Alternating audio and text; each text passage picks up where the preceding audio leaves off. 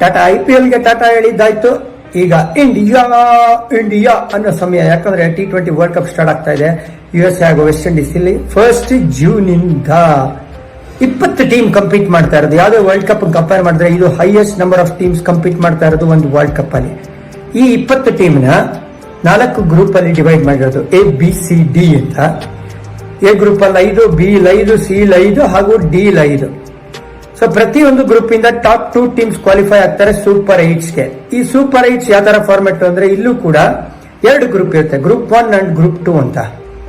Group 1 ಅಲ್ಲಿ 4 team, group 2 ಅಲ್ಲಿ 4 team. ಇಲ್ಲೂ ಕೂಡ ಅಗೇನ್ ಟಾಪ್ 2 ಟೀಮ್ಸ್ ಕ್ವಾಲಿಫೈ ಆಗ್ತಾರೆ ಸೆಮೀಸ್, ಆಮೇಲೆ ಆಗುತ್ತೆ ಗ್ರ್ಯಾಂಡ್ ಫಿನಾಲೆ.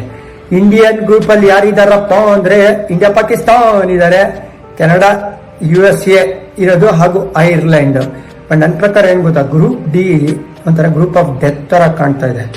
ಅಲ್ಲಿ ಸಖತ್ತಾಗಿರೋ ಟೀಮ್ಗಳು, ಯಾಕಂದ್ರೆ south Africa, Sri Lanka, Bangladesh, Netherlands, Nepal, 5 ಟೀಮ್ನು ಸಖತ್ ಕಾಂಪಿಟೇಟಿವ್ ಆಗಿದೆ. ಆಮೇಲೆ ಗ್ರೂಪ್ ಬಿ ಆಸ್ಟ್ರೇಲಿಯಾ ಇದಾರೆ, ಇಂಗ್ಲೆಂಡ್ ಇದಾರೆ. ಗ್ರೂಪ್ ಸಿ ಅಂತ ಬಂದಾಗ ವೆಸ್ಟ್ ಇಂಡೀಸ್, ಅಫ್ಘಾನಿಸ್ತಾನ ಹಾಗೂ ನ್ಯೂಜಿಲ್ಯಾಂಡ್ ಇರೋದು.